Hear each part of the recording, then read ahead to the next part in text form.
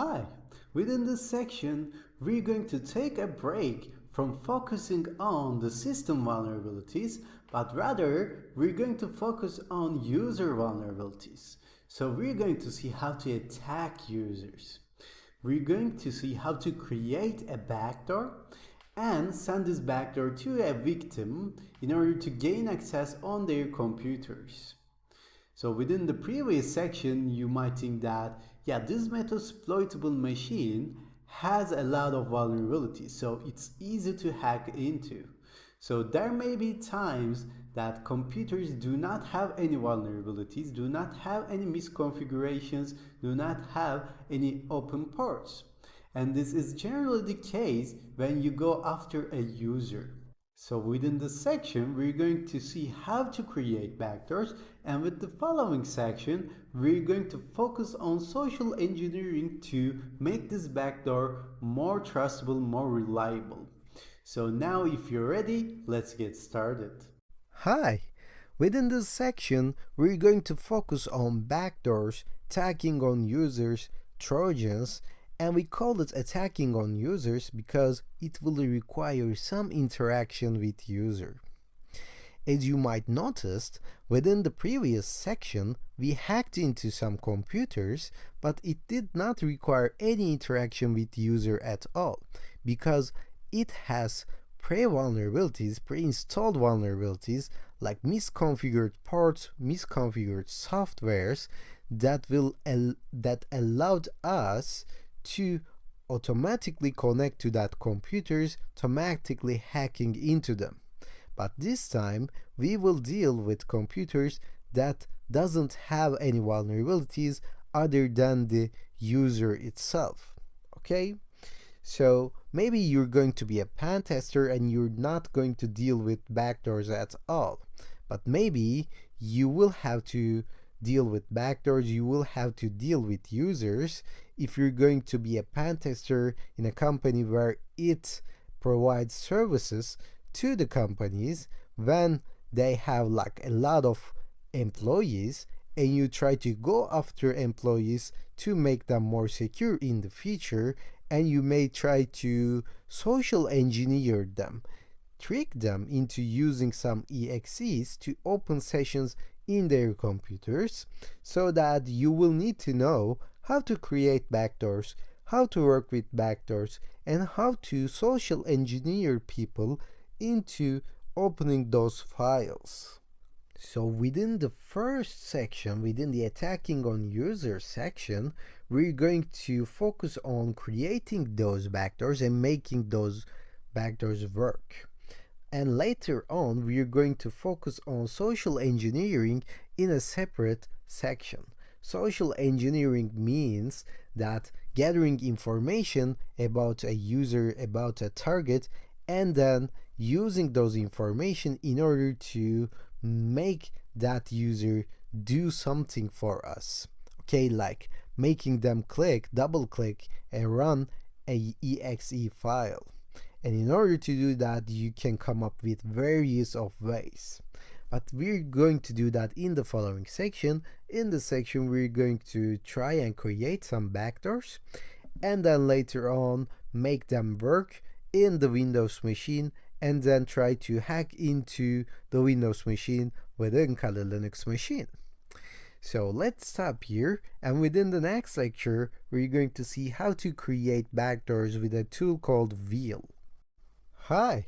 Within this lecture, we're going to see how to install a tool called Veil, and this tool will allow us to create our own backdoors and use them to open sessions, hack into the Windows machines. Okay? So in order to do that, I'm going to go and open my Firefox, and we're going to find the Veil GitHub page. So let me show you how to do that. Just Google Veil framework, and it's spelled as VEIL. As you can see, the first result that we got is the GitHub page. So GitHub actually provides us a space in order to upload our codes, upload our tools, and let other people interact with them. So here you will see some options like wheel evasion and everything, and you have to click on wheel itself because it already consists the other evasion and ordnance tools as well. So if you scroll down a little bit, you will see the instructions of the wheel tool actually. But don't worry about it, I'm going to show you how to install it on your Kali machine. So here we have two options right now. Maybe when you see this, when you go to this page, you will have more than one or two options. But right now, you can just download it by running apt install wheel, or you can download it manually using git. And I'm going to show you the hard way so that you can learn how to do that. So open a new terminal in here and try to go cd opt, okay? So first you may have to run cd ... and then ls, and then when you see opt you can just go to cd opt. So this opt folder actually stands for optional, and we generally install the optional software's optional tools inside of this folder. It's not mandatory, but you can just follow this guidance, okay? So this is general convention, and you have to copy this, okay, and paste it in here to install git on your computer. So this is right now actually not installing wheel itself, but it's installing the git. So GitHub uses git, and git is actually a version control tool when you try to code softwares. And this is like a checkpoint, save point that you use in your games, for example. It enables you to save some codes and then come back later on if it's needed. So right now we're downloading that git system in our computer, because you will come across a lot of tools that has a GitHub page that has been uploaded to the GitHub, so you can use this technique in order to download other tools in your Linux as well.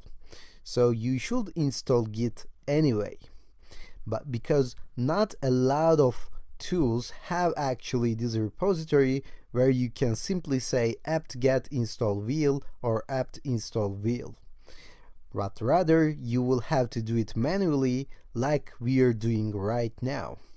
So it may take some time because git is actually a big system, a big framework, but not too much. It will be over within a couple of minutes. And after that, using that git system, you can just clone, you can just download any tool you want from GitHub. So right now I'm done, and I went to the second command, which is git clone. So if you do git clone and then paste the GitHub page, okay, it will just download all the codes, all the files, folders in your computer. If I say ls, I will see wheel. Now I'm going inside of wheel and say ls, I can see the files and folders. And it says me to go inside of wheel and try to find this setup.sh. When you find this setup.sh, you may just run this config setup.sh command that is given to you within this wheel GitHub page. Once you do that, as you can see, it starts to install wheel on your Kali Linux. And wheel has a lot of libraries, a lot of codes built inside, because it provides us the tools that we're going to need in order to create backdoors. And we're not going to have a single option for a backdoor. We're going to have a lot of options. For example, we're going to be able to create backdoors with Python, with C, with C++, with Go, so different languages, okay? And we're going to have different setups for that different languages as well. So we're going to create, we're going to test. If it doesn't work, we're going to switch to another. So maybe you can come across this Wine installation and a lot of other software installation during the process. If it asks you for anything, you may say yes and click next, install, and it will complete within like 10 or 15 minutes. So it's a big tool, and we're going to see how to work with all options that are going to be supplied for us. So now it's done. If I say ls, I will see this wheel.py file. So this is a Python file actually, and we're going to run this Python file with python3 wheel.py command.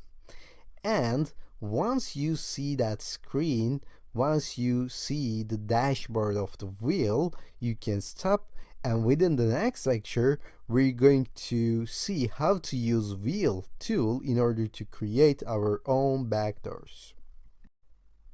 Hi! Within this lecture we're going to get comfortable with the wheel framework so that we can create our own backdoors in a way that we want. As you can see, we have two tools loaded. We're going to see what are they, and we have available commands in here. So let me make this a little bit bigger. So you can see the available commands.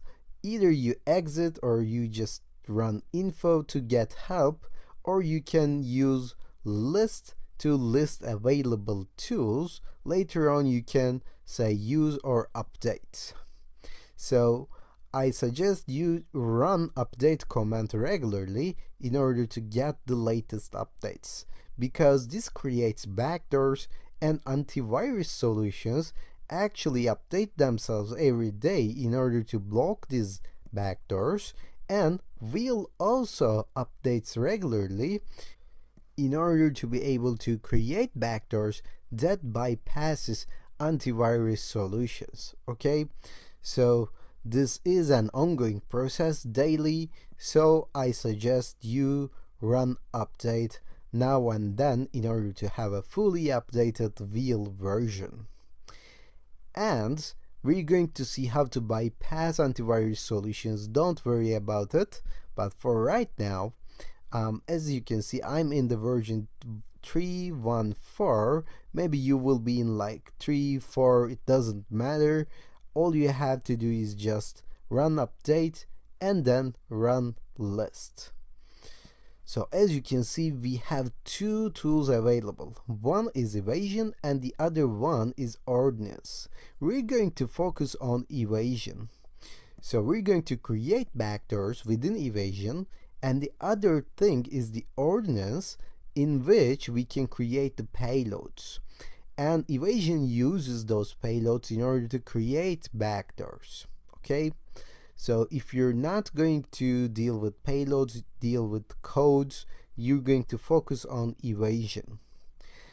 If you want to use a tool during the wheel process, all you have to do is just say use and then the tool number. So all the available tools are numbered in the wheel. Okay, not only in the screen but also other screen as well. So I said 1 and hit enter, and it took me back here because I should have said use 1. Okay, so as you can see, we are now in a different screen. It says that 41 payloads loaded. So we have 41 different ways of creating backdoors right now. And as you can see, we have other options right now, like back or check virus total against generated hashes, and we can say clean or exit and other stuff as well. So if you want to see the list, all you have to do is just say list. And here we have different options for creating backdoors. So let me make this one a little bit bigger so that I can take you through this list. So if you scroll up a little bit, then you can see the different options, and here is the explanation for that. The first part of these options represent the programming language of the backdoor that is going to be created when we choose it. Okay, so this one, for example, is going to be written by Ruby, and this is Python, this is Go, and you can try and choose your own backdoor and test it. If it doesn't work, you should choose another one. And the second thing is the session type that we're going to be using. So this one has a meter-preter session, for example. And as I explained before, this session will allow us to interact with the victim machine. So meter-preter is actually the most advanced session that you can get, so I believe you have to choose it. And the third part is the connection type. So we have two options in here. One is bind and the other one is reverse. So reverse starts the connection from the victim machine to the Kali machine, and bind actually starts the connection from Kali machine to the victim machine, and it's always safer to work with reverse connections because it's going to be harder for victim machine to detect something is going on. So we're going to test one. We're going to create our backdoor and test to see if we can get a session back from the victim machine. And I suggest you do the same on your computer, maybe with a different version, different setup, different backdoor, so that you can test to see if they are working, so you can switch to the other ones as well. So we're going to stop here and do that within the next lecture. Hi, within this lecture, we're going to create our first backdoor with Wheel tool. So here we have the different options for creating backdoor, and I'm going to start from the beginning. I'm going to start from scratch. So I'm going to say back and back in order to go to the first page of the wheel. So when you see this, you will have to say list in order to choose your available tools, like we did before. So we're going to use evasion like we did before. So I'm going to say use one, and then later on I'm going to say list in order to list all the available payloads. So here we have different options. I'm going to go for the 14. Okay, so this is Go meter-preter reverse HTTP. And actually you may try some other one like 26, or maybe you can try 9 for instance, and my tests with 9 recently has paid out, but I'm going to use 14 in order to have a great comprehensive example, because 14 has actually a lot of setups built in. I'm going to show you what I mean later on. If you say use 14 or use 9, you will see a screen like this. You will see the available options, and it actually looks like Metasploitable tool a little bit, right? So we have the options, and the similarity is actually not very hard to see, because we're going to set this values, set these options with set command one more time. Okay, so if I want to change this L port, for instance, I'm going to say set L port to be 80 or 90. Right now, I'm testing this on a NAT network, and within the following sections, we're going to test this for outside networks as well. But since I'm in a NAT network, I have to find my IP, which will be something like 10.02.15. If I say ifconfig, then I will see my local IP in here. So I'm going to change my L host, okay, so this is local host, to be 10.02.15. And for L port, I'm going to use something other than 80, like 8080. Actually, it really doesn't matter, but this 80 port is actually used with an HTTP request. So I'm going to choose another port like 8080 and I'm going to try with the setup. So I changed the L host, the L port part. So these two were actually mandatory to set, so I set them. And we're going to see the other options as well in the following lecture. But for right now, we are ready to go. We are just ready to test this backdoor with this default given options. So if you say options and hit enter one more time, you will see the latest options that you have set. So we have a lot of options in here and you can read the descriptions and we will see what kind of processors, what kind of sleep that we should use in order to avoid any antivirus detections in the following lecture. But for right now, I'm going to go with the default values and I am going to generate this backdoor. So once you do that, you can just say generate to create your first backdoor, okay? This is similar to having all settings in the Metasploit and then say exploit.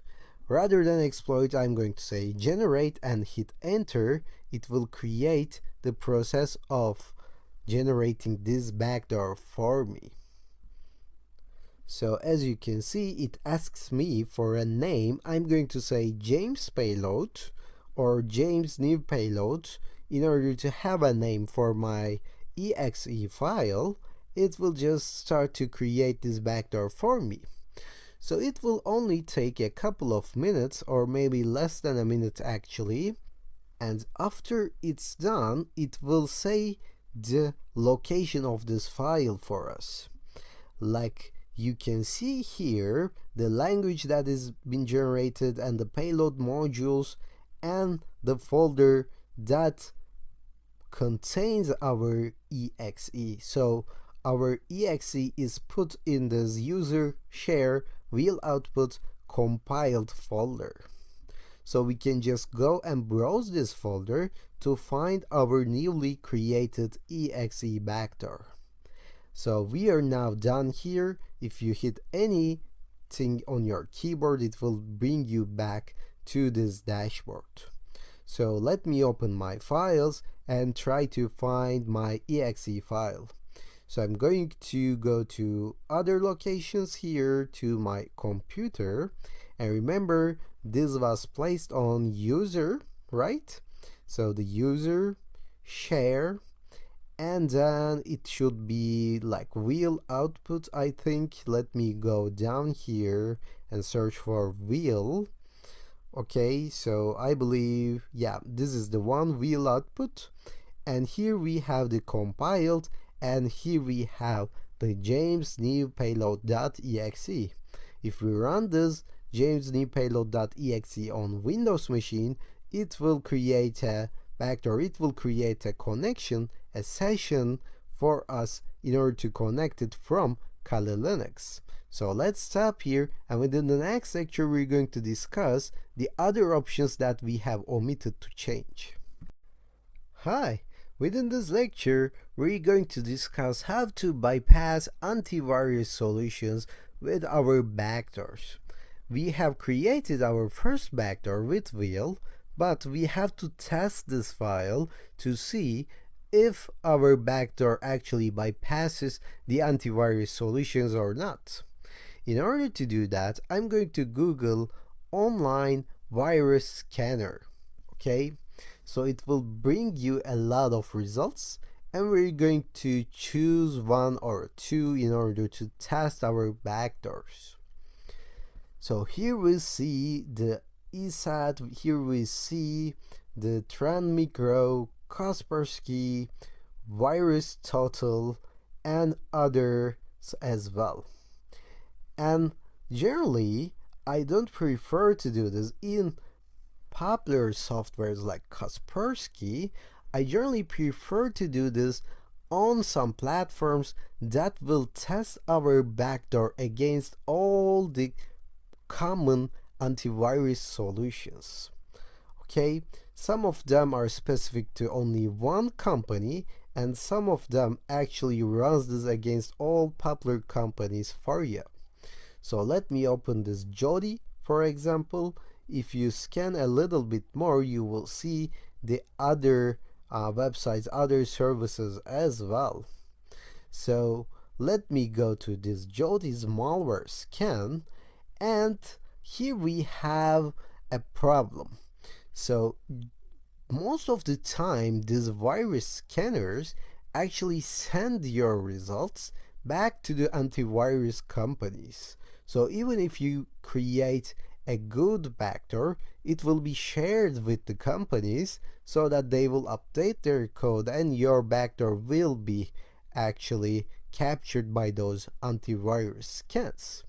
So we have to find a one that doesn't send our results back to the antivirus solutions. And we have a couple of like the services, but at this point they don't work very efficiently. Maybe while you're watching this, you may try to do this. So rather than online virus scanner, you can just Google online virus scanner without result distribution. Okay, so we have the nodistribute.com as first result, and we have others as well, like this free VPS or other ones. And nodistribute.com is the most popular one, but I tested it before I shot this video, and nodistribute was not working properly. Okay, so I generally choose to do it with nodistribute.com, but if I try to upload this James payload exe file, you will see that it won't give me any proper results. However, I suggest you try and do that with nodistribute.com first before you go and try the other results. As you can see, I got a not found error with nodistribute.com.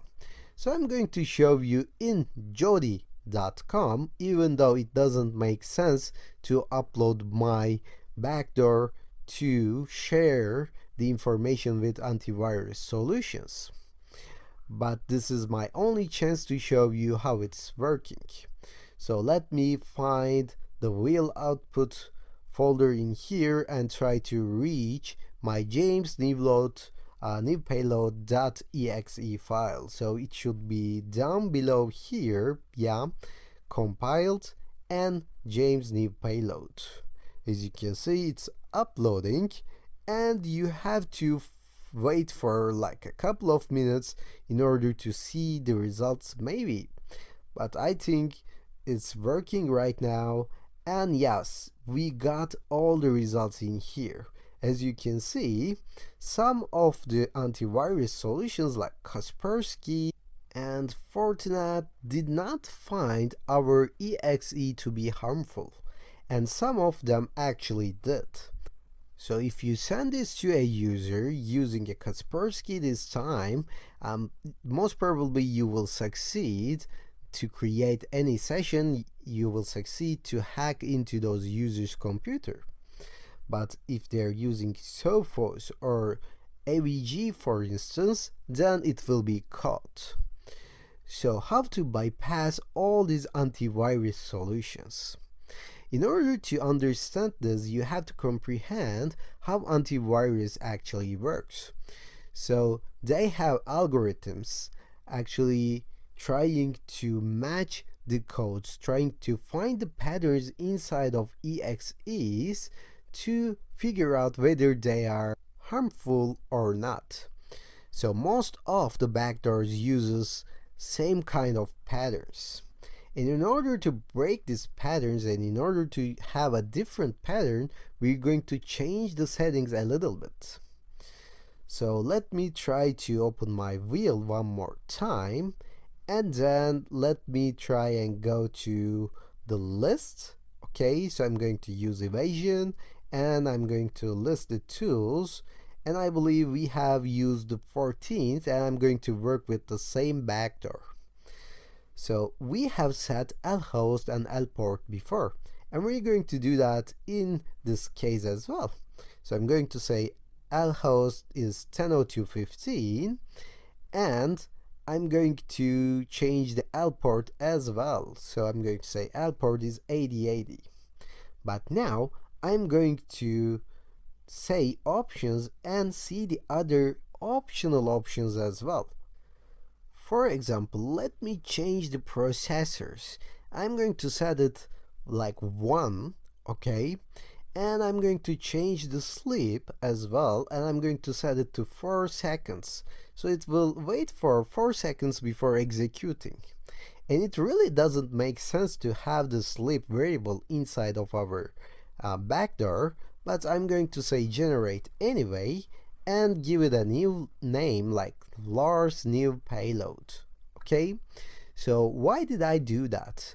As I explained before, it creates some patterns, and antivirus solutions actually look for these patterns in order to catch the harmful files. So I'm trying to customize my backdoor in order to decrease the risk of being caught. Of course, I cannot guarantee, I cannot create a 100% risk-free payload, but I'm going to try it.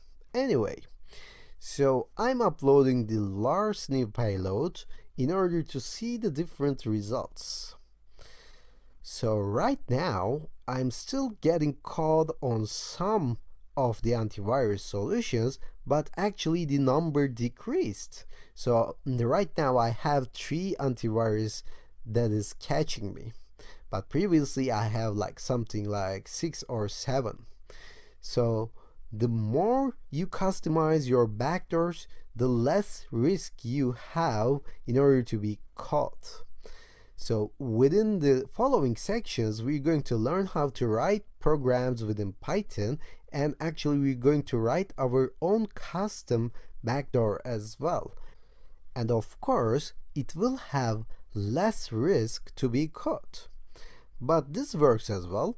You can create backdoors with wheel, and you can try to have different settings for different kinds of programming languages and test them on Jodi or nodistribute.com in order to see the progress you got. So I suggest you try with other programming languages, other setups, to see if you can get decreased like 2 antivirus solutions, 1 antivirus solutions, and maybe you can create a one that hasn't been caught in any single of them at all.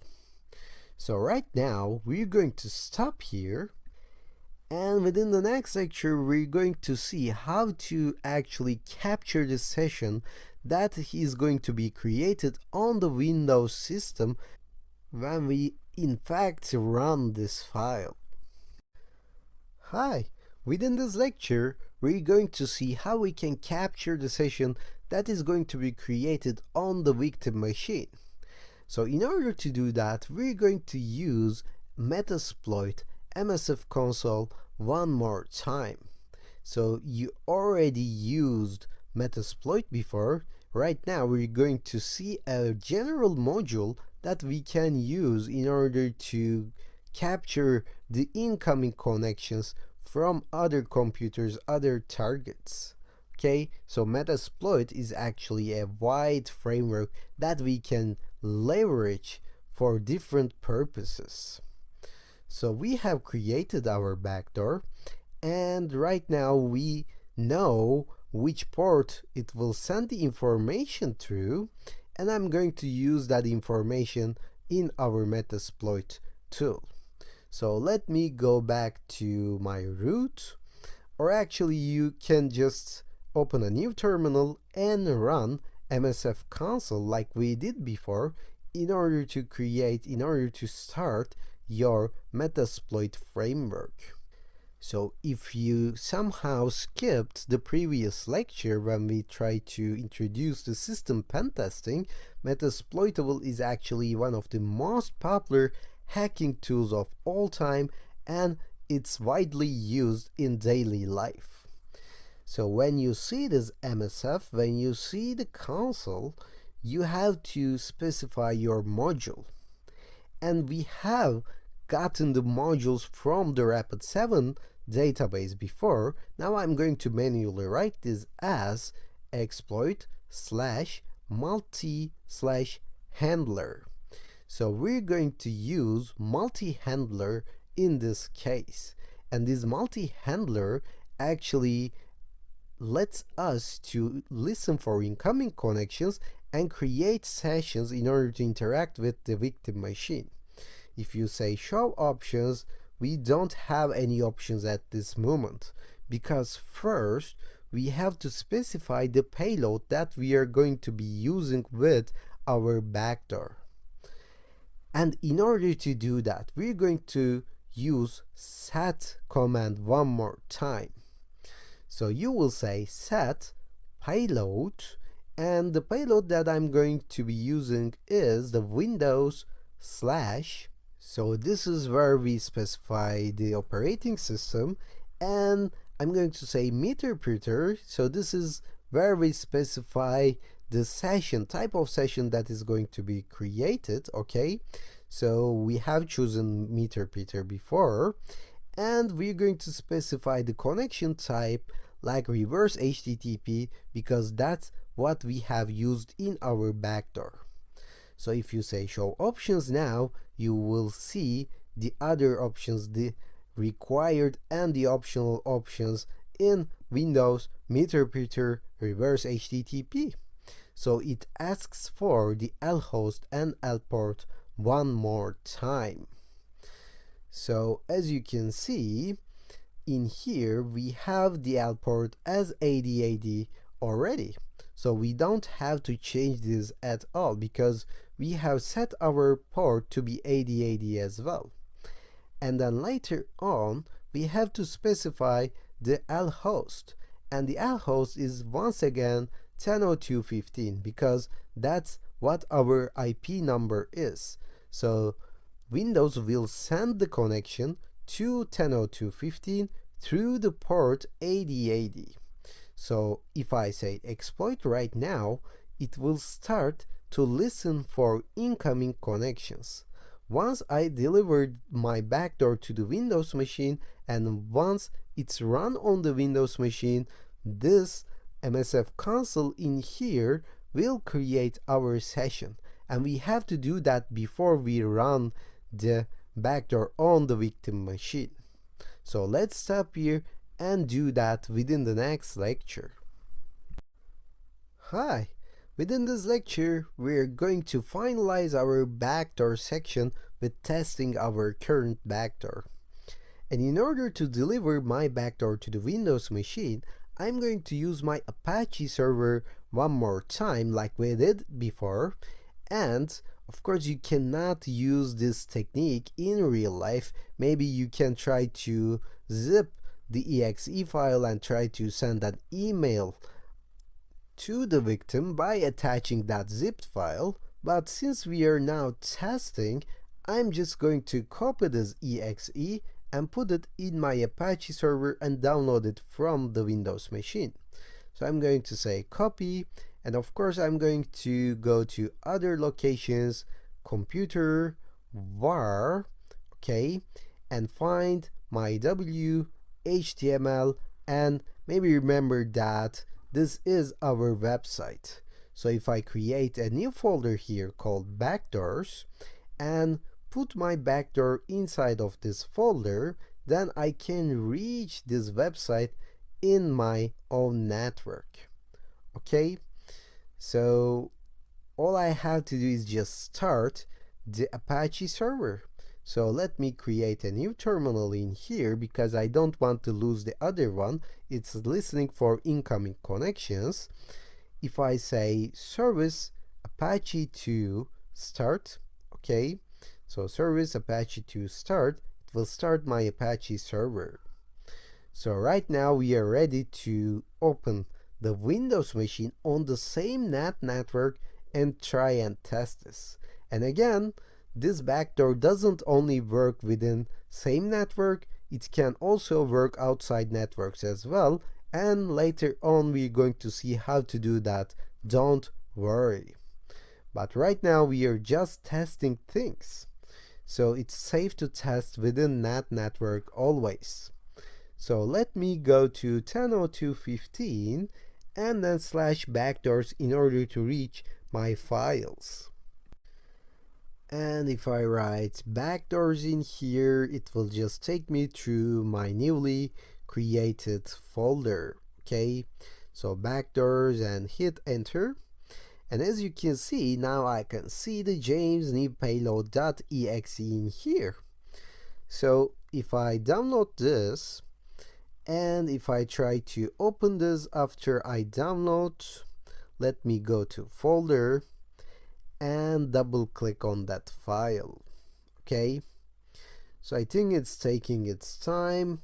Maybe it's a little bit slow since this is a virtual machine and I'm running a video screener as well. Okay, so it says that Windows protected your PC. I'm going to click on more info and say run anyway. Okay, and since this is from an unknown publisher, Windows does this. So it does this for all kinds of files actually, not only with viruses, but also any file that has an unknown publisher. So generally, typically, if you social engineer a user, they will say run anyway in order to open this file. Of course, there isn't a guarantee that you can trick everyone into doing this, but we're going to discuss some social engineering techniques in order to increase the chance of running this on the victim machine as well. So once they run this, it should create a session between Windows and the Kali Linux machine. So I believe now it's running on Windows. I think it's time to go back to our Kali machine and try to see if we got the connection back. So here you see the session 1 is actually opened, and this is a meter-preter session. So we hacked into the Windows machine. As you can see, if I say ls, I can see the results. And I believe it kicked us out from the session, and I should run sessions L to list the sessions and then for maybe interacting with the session one more time, but I'm not going to do that. We're going to discuss the post-hacking in another section, in another meter-preter discussion lectures. Right now, I suggest you to create other backdoors with wheel output with wheel tool one more time in order to see the differences. Maybe this didn't even work for you. So maybe you have to have different setups, you have to have different programming languages, you have to have different backdoors in order to achieve these results. I repeat, this isn't a guaranteed way to hack into someone's computer. Okay, you have to find your optimal backdoor first by trying and testing different kinds of backdoors within wheel, and then you have to carefully social engineer your target, of course when you're allowed to, in order to run this backdoor and have a session on your own. And this isn't an easy task to do. I suggest you spend more time on wheel for optimizing your backdoor and trying to find a way that makes it work. So we're going to stop here, and within the next section we're going to discuss social engineering techniques. And don't worry, later on we're going to see how to run these backdoors on outside of networks, and in Python section we're going to see how to write our own backdoors as well. Hi, now you know how to create backdoors in order to attack users. Within the following section, we're going to focus on social engineering.